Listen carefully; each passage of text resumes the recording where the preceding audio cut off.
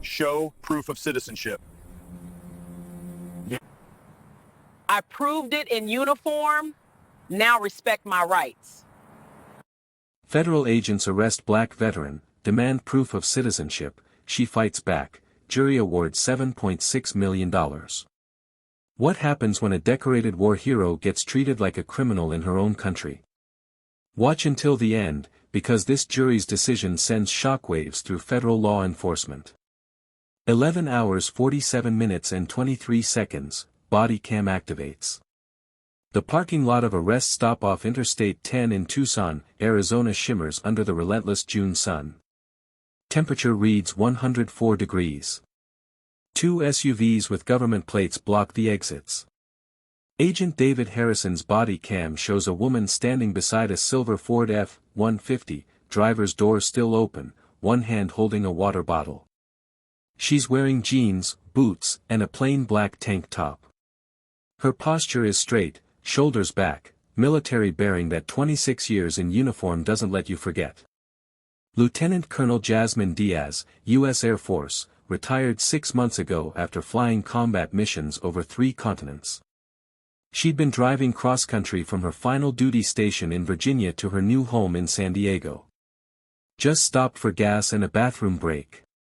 Agent Harrison approaches with his partner, Agent Kelly Wu, flanking left. "Ma'am, we're with Immigration and Customs Enforcement. We need to see your identification and documentation proving lawful presence in the United States." Jasmine's eyes narrow slightly. She doesn't reach for anything. "I'd like to know what reasonable articulable suspicion you have that I'm not a U.S. citizen." Harrison's body cam catches the slight shift in his stance. "Ma'am, this is a transportation checkpoint. We have authority to verify immigration status." "Actually, you don't." Jasmine's voice is measured, calm, the tone of someone who's briefed generals. "Checkpoints require posted notice and constitutional boundaries. This is a rest stop, not a checkpoint. So I'll ask again, what specific facts led you to single me out?" Agent Wu circles to the passenger side of the truck. Standard intimidation tactic. Through the body cam, you can see other travelers watching from a distance. A man in a cowboy hat holds his phone up, recording. A woman with 2 kids hurries them back toward the restroom building. "Your refusal to cooperate gives us reasonable suspicion," Harrison says, his hand drifting toward his belt. Jasmine actually smiles, but there's no warmth in it. Exercising constitutional rights cannot be used as a basis for reasonable suspicion. Illinois versus Wardlow allows for unprovoked flight, but standing my ground and asking questions. That's protected First Amendment activity. If this is your first time here, you need to subscribe, because what happens in the next 60 seconds will blow your mind. 11:50:11 Escalation. Harrison's jaw tightens.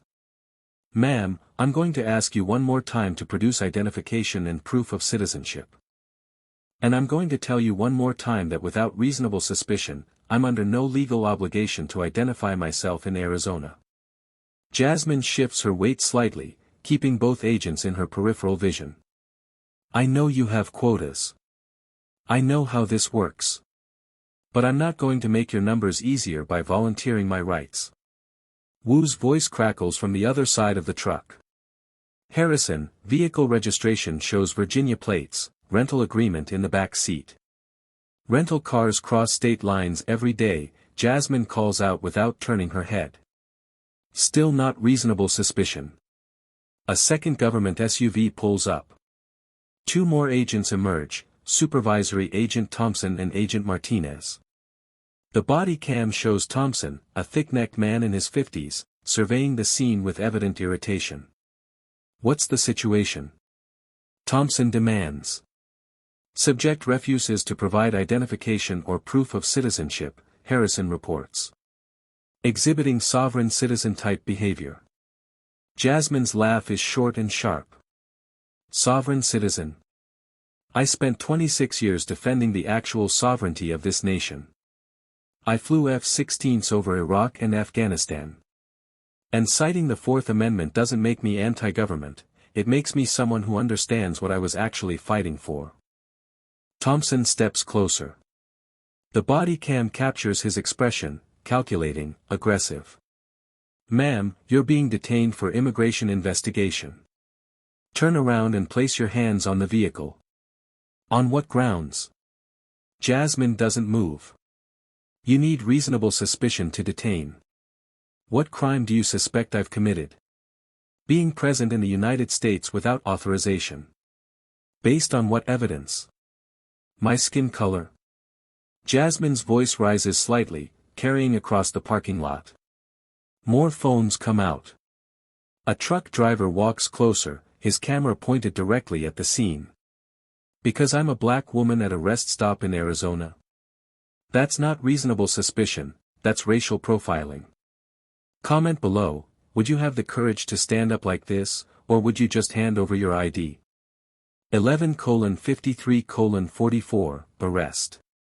Thompson nods to Harrison and Wu. They move simultaneously, grabbing Jasmine's arms. She doesn't resist physically, but her body goes rigid, a passive resistance technique that makes them work for every inch. I do not consent to this detention, Jasmine states clearly, loudly. I do not consent to any search. I am invoking my Fifth Amendment right to remain silent and my Sixth Amendment right to an attorney. They force her hands behind her back. Handcuffs click shut. The body cam shows her face, angry but controlled, calculating the next move even as they violate her rights. You're under arrest for obstruction of a federal investigation, Thompson announces. There was no lawful investigation to obstruct, Jasmine fires back. This is false arrest, false imprisonment, and a civil rights violation under Title 42 Section 1983. From the growing crowd, the truck driver shouts, "This is America. She doesn't have to show you anything."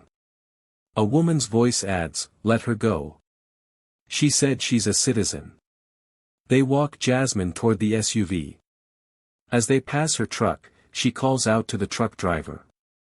"Sir, my phone is on the front seat. Speed dial number 2 is my attorney. Tell him Lieutenant Colonel Jasmine Diaz has been arrested by ICE at the I-10 rest stop, mile marker 267. Harrison tries to move her faster, but Jasmine plants her feet for just a moment. Tell him to contact the Air Force Judge Advocate General's office and the ACLU. Badge numbers visible on these agents' vests." The truck driver nods vigorously, already pulling out his own phone. 14:22:37, IC detention facility. The holding cell smells like industrial cleaner and defeat. Concrete walls, metal bench, buzzing fluorescent lights overhead. Jasmine sits with perfect posture despite the uncomfortable steel seat, hands still cuffed in front of her now. A wall-mounted camera records everything. Agent Thompson enters with a folder. He sits across from her at a small metal table bolted to the floor. "Ms. Diaz. Lieutenant Colonel Diaz." Thompson's mouth twitches. "Lieutenant Colonel. If you'd just cooperated from the beginning, shown us your ID, we wouldn't be here. If you'd had reasonable suspicion or probable cause from the beginning, we wouldn't be here," Jasmine corrects. "You targeted me based on appearance, detained me without legal justification, and arrested me for asserting constitutional rights. We're here because you violated federal law." Thompson opens the folder, scanning the contents. His face changes. Actually goes pale. It says here you have top secret clearance, combat missions, air medals, had clearance, retired now. But yes, 26 years of service. Which you would have discovered if you'd done even basic due diligence before violating my civil rights. We're prepared to release you immediately with an apology." "No." Jasmine leans forward. "You're going to release me because holding me 1 second longer compounds your federal violations. And then I'm going to sue every single person involved, along with your agency, for deprivation of rights under color of law." Thompson sets down the folder. "Ms. Colonel, we were just doing our jobs. Your job requires constitutional compliance. You failed. Spectacularly. Stay till the end, because what the jury decides will restore your faith in the system. 21 months later, Federal Courthouse, Phoenix. The courtroom is packed with media, civil rights observers, and military veterans in uniform showing support. Jasmine sits at the plaintiff's table wearing a tailored suit, her attorney beside her reviewing notes. Across the aisle, government lawyers shuffle papers with the energy of people who know they've already lost. The jury filed in 40 minutes ago after 3 days of deliberation. The forewoman, a retired schoolteacher named Patricia Hernandez, stands. When the judge asks for the verdict. On the count of unlawful detention in violation of the Fourth Amendment, we find for the plaintiff. On the count of false arrest, we find for the plaintiff. On the count of violation of civil rights under color of law, we find for the plaintiff. Patricia's voice strengthens. Compensatory damages, $2 million. Punitive damages, $5.6 million. $7.6 million total.